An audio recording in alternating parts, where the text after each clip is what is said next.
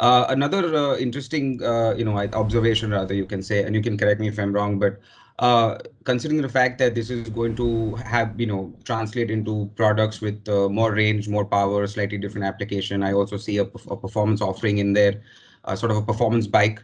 Wouldn't a hub motor have been a better choice, considering the fact that if you are moving up the chain, all you're doing is your wheel size and your motor size changes with along with the wheel instead of going with a mid mount. Any particular reason for going with the mid mounted setup? Yes, actually, we started off with a very strong technical literature review, Okay. which actually, we started off with the hub motor, frankly speaking, 3 years back.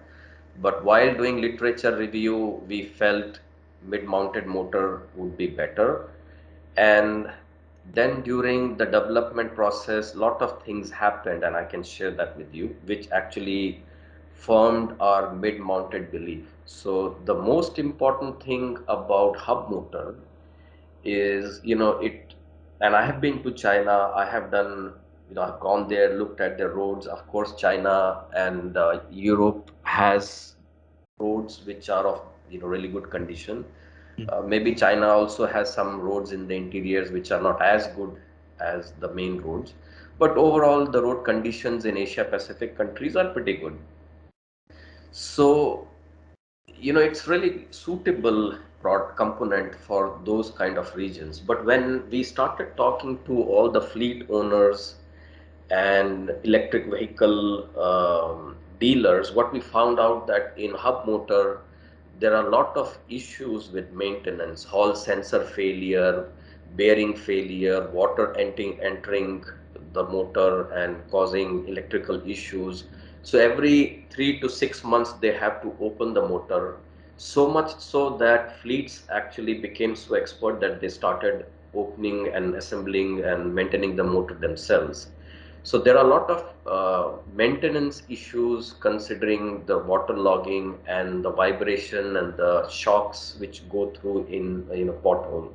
So that was maintenance, and the road condition was the main reason for us to go for the mid-mounted motor, because we could put shock absorber, swing arm in between, motor and the road to reduce the shocks.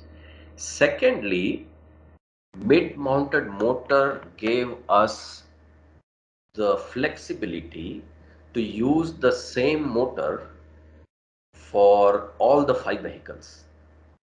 Okay. So we are going to use the same motor with different powertrain, or you can say different gear ratios. We have belt drive, we have chain drive, we have a combination. So we are able to take gear ratio anywhere between 5 to 10, which gives us lot of flexibility. And one of the things which we highlighted was standardization. So Yes. same motor across all the 5 vehicles is a very big advantage.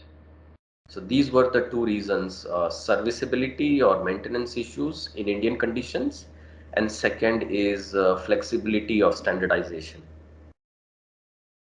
No, makes sense. Makes sense. It's no And I no think, arguments there. Absolutely makes sense from both ends. Yeah.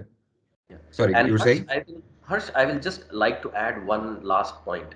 Most Yeah. of the fleet and e-commerce companies, Hmm. when they come to know about our product having mid-mounted motor, they immediately, they are like, you have solved our main problem. So this is the level of the issue, which is there with hub-mounted motors. That's very interesting. No, I it absolutely makes sense from the way you said. If you are able to use the same motor across applications, then it doesn't make sense because your wheel sizes and stuff will change. But if it's mid-mounted, it pretty much solves. But I think the biggest point I see here is the conditions. It absolutely makes sense. Uh, Fantastic.